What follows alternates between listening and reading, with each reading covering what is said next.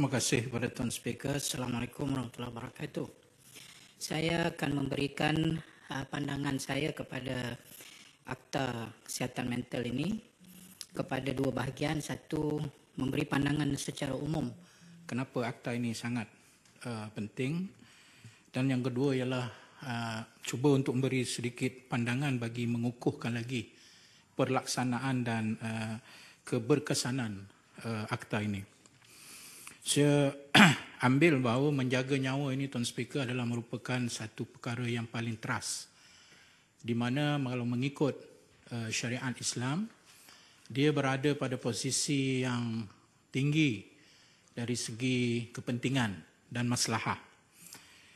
Dengan sebab itu, dalam surah Al-Ma'idah ayat 32, Allah Subhanahu Wa Taala mengingatkan tentang pentingnya menjaga nyawa ini, iaitu wa min ajli dhalik katabna ala bani Israel annahu man qatala nafsan bighairi nafsin aw fasadin fil ard faka'annama qatala an-nasa jami'a wa man ahyaha faka'annama ahya an-nasa jami'an ila akhir al-ayat.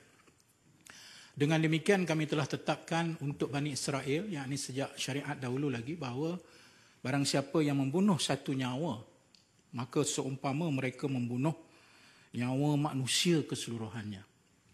Dan barang siapa yang menjaga satu nyawa, seolah-olah mereka menjaga nyawa semua manusia di atas muka bumi ini. Begitulah besarnya pandangan syariat dalam apa yang disebut dalam konteks maqasid asy-syariah. Kalau semalam kita mendengar hifzuddin, iaitu menjaga agama, hari ini kita akan mendengar hifzun nafs, iaitu memelihara nyawa, atau preservation of soul or life is an essential part of the Islamic Sharia dengan izin. Kalau mengikut pandangan seorang sarjana moden yang bernama Muhammad Umar Shapra dalam bukunya The Islamic Vision of Development in the Light of Maqasid Sharia, dia meletakkan bahawa menjaga nyawa atau preservation of soul or life ini merangkumi keseluruhan kepentingan. Dengan makna kata, kalau kita melihat secara terasing hanya jaga nyawa tanpa melihat apa dia multifaktor ataupun faktor pelbagai yang boleh menyumbang kepada soal bunuh diri, cubaan bunuh diri, maka kita akan gagal melihat erti menjaga nyawa itu dalam syariat Islam. Maka dia menyebut satu list yang agak panjang.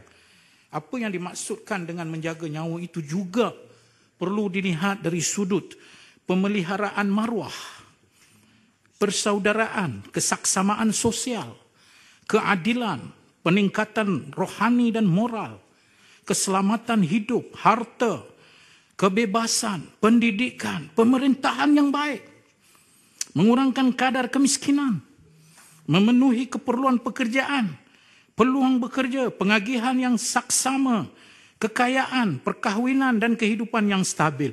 Semua ini kalau kita listkan, menyatakan kepada kita bahawa menjaga nyawa itu bukan hanya satu isu, tetapi dia multidisiplin. Dan kita pun tahu, bukan saja menyaksikan filem Korea boleh membuatkan orang nak bunuh diri, tapi pendidikan yang tidak seimbang, kemiskinan, begitu juga kerajaan yang zalim, yang tidak adil. Semua ini perlu dilihat sebagai multifaktor dalam kita membicarakan soal health issues ini. Saya masuk kepada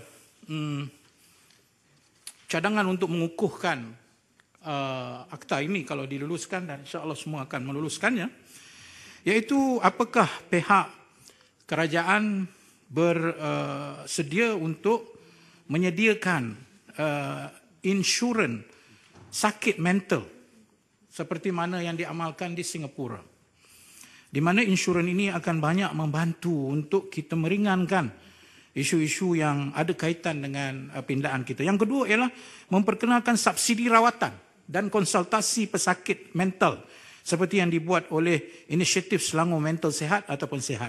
Yang ketiga, meneroka ruang mencipta kecerdasan buatan atau artificial intelligence, di mana we can predict someone with the suicidal thoughts dengan izin. Kita boleh predict. Makna untuk mendapatkan AI platform yang ada ini, saya rasa kita kena start using. Kalau betul kita nak jaga nyawa, kita boleh juga tanpa prevention seperti ada pegawai untuk prevent, tapi kita boleh guna artificial intelligence supaya kita boleh predict kemungkinan dan potensi seseorang itu ada pemikiran suicidal. Itu banyak akan membantu. Saya ingin penjelasan kepada pihak menteri apakah semua itu telah diambil kira. Akhirnya ada dua cadangan yang kita boleh tambah baik dalam Akta Kesihatan Mental ini, iaitu juga meletakkan pegawai penguatkuasa agama yang mungkin boleh secara spiritual memberikan intervensi, rundingan, kaunseling, memujuk dengan cara spiritual.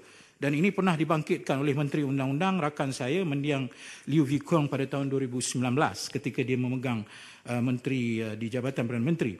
Yang kedua ialah prevensi melalui pendidikan. Pendidikan yang berterusan dan sokongan kepada pelajar yang ada masalah penyakit mental, dan kita boleh masukkannya dalam Equality Act yang tidak ada dalam negara kita, iaitu Akta Kesaksamaan, di mana penyakit mental juga ada akta atau kesaksamaan untuk mendapat right to be consulted. Dan yang kedua ialah pekerjaan, di mana kita boleh melancarkan strategi improving lives dengan menggunakan SOCSO sebagai platform bagi kita memastikan pekerja-pekerja kita dalam keadaan kerja yang tertekan dapat mendapatkan dia punya consultation untuk isu-isu kesihatan mental. Dengan ini saya menyokong akta yang dibentangkan. Terima kasih, Tuan Speaker. Terima kasih. Sekarang saya jemput